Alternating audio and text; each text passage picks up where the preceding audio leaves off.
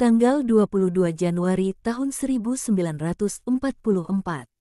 Sepanjang hari aku memikirkan mengenai dikte Yesus kemarin malam dan mengenai apa yang aku lihat dan aku mengerti, bahkan meski itu tidak dikatakan.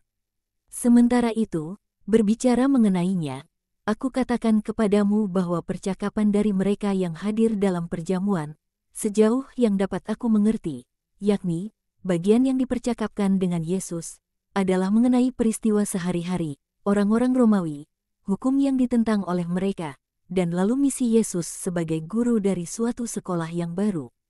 Tetapi di balik apa yang kelihatan sebagai keramah tamahan itu, adalah jelas bahwa mereka mengajukan pertanyaan-pertanyaan yang licik dan menjebak guna mempermalukannya. Suatu tugas yang sulit, namun Yesus dalam beberapa patah kata memberikan jawaban yang tepat dan pasti untuk tiap-tiap masalah. Sebagai misal, ketika mereka menanyainya mengenai dari sekolah atau sekte khusus manakah ia telah menjadi seorang guru baru, ia menjawab jelas, dari sekolah Allah. Adalah ia yang aku ikuti dalam hukum kudusnya dan yang untuk kepentingannya aku membaktikan diriku.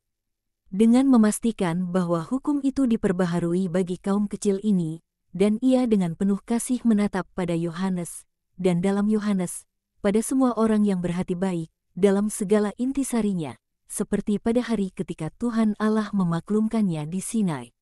Aku membawa manusia kembali kepada terang Allah.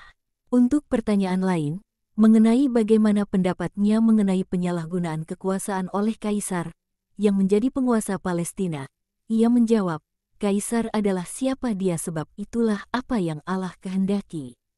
Ingat Nabi Yesaya, melalui inspirasi ilahi, tidakkah dia menyebut Asyur, cambuk, murkanya? Cambuk yang menghukum umat Allah, sebab sudah menjadi terlalu terpisah dari Allah dan tampilan lahiriahnya dan rohaninya munafik.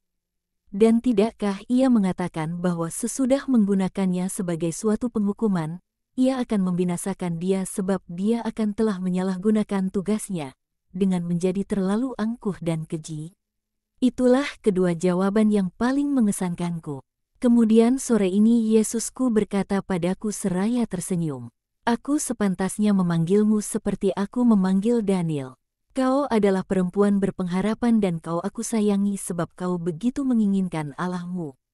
Dan aku dapat terus mengatakan kepadamu apa yang dikatakan kepada Daniel oleh malaikatku, janganlah takut, sebab sejak hari pertama ketika kau menggunakan hatimu untuk mengerti dan merendahkan diri di hadapan Allah, doa-doamu telah didengarkan dan doa-doamu itu merupakan alasan mengapa aku datang.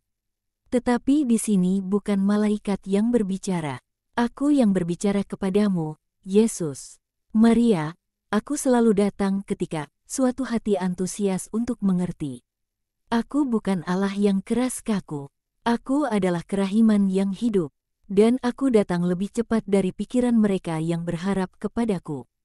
Dan aku pergi segera kepada Maria Magdalena yang malang, yang begitu terbenam dalam dosa, dengan rohku. Begitu aku merasa bahwa kerinduan untuk mengerti timbul dalam dirinya. Kerinduan untuk mengerti terang Allah dan keadaan kegelapannya sendiri. Dan aku menjadi terangnya. Aku berbicara kepada banyak orang hari itu, tetapi sesungguhnya aku berbicara hanya kepadanya. Aku melihat hanya dia yang sudah mendatangi kami dengan didorong oleh kobaran jiwanya, yang memberontak melawan daging yang memperbudaknya. Aku melihat hanya dia dengan wajah malangnya di tengah kegalauan, senyumnya yang dipaksakan, yang berupaya menyembunyikan begitu banyak tangisan hatinya, di bawah tampilan percaya diri dan kegembiraan palsu, yang merupakan suatu tantangan bagi dunia dan bagi dirinya sendiri. Aku melihat hanya dia, yang lebih terjerat dalam onak duri daripada domba yang hilang dalam perumpamaan dan dia tengah tenggelam dalam kejijian hidupnya sendiri. Kejijian yang dibawa naik ke permukaan bagai gelombang-gelombang yang membawa naik air dari dasar. Aku tidak mengucapkan perkataan-perkataan luar biasa, pun aku tidak menyinggung suatu subjek tertentu mengenainya, seorang pendosa tersohor, sebab aku tidak ingin mempermalukannya, dengan memaksanya untuk melarikan diri, untuk menjadi malu datang kepadaku. Aku membiarkannya dalam damai, aku membiarkan sabdaku dan tatapanku turun ke dalam dirinya, bekerja di sana untuk mengubah dorongan hati sesaat menjadi masa depannya yang kudus mulia. Aku berbicara melalui salah satu dari perumpamaan-perumpamaan yang paling halus lembut, seberkas cahaya dan kelemah lembutan yang disorotkan hanya untuknya. Dan sore itu, sementara aku menjejakkan kaki di rumah si Farisi kaya yang sombong itu, di mana sabdaku tidak dapat bekerja menjadi kemuliaan masa depan sebab dibunuh oleh kebanggaan Farisi. Aku sudah tahu bahwa dia akan datang sesudah menangis getir dalam kamar kejahatannya dan bahwa dia sudah memutuskan mengenai masa depannya dalam terang air matanya. Baik daging maupun benak manusia terbakar oleh berahi ketika mereka melihatnya masuk. Semua orang menatap padanya penuh nafsu, terkecuali kedua orang murni yang hadir dalam perjamuan, Yohanes dan aku. Mereka semua berpikir bahwa dia datang sebab satu dari perubahan moodnya yang tiba-tiba yang biasa terjadi, suatu kerasukan setan yang sebenarnya lah yang menghantarnya ke affair-affair yang sekonyong-konyong. Tetapi setan sudah dikalahkan, dan ketika mereka semua memperhatikan bahwa dia tidak melihat mereka, mereka dengan iri berpikir bahwa dia sudah datang untukku. Manusia selalu mencemari juga hal-hal yang termurni, apabila dia hanya daging dan darah.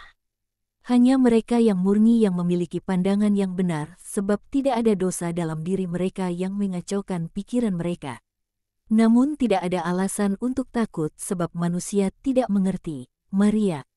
Allah mengerti, dan itu cukup bagi surga.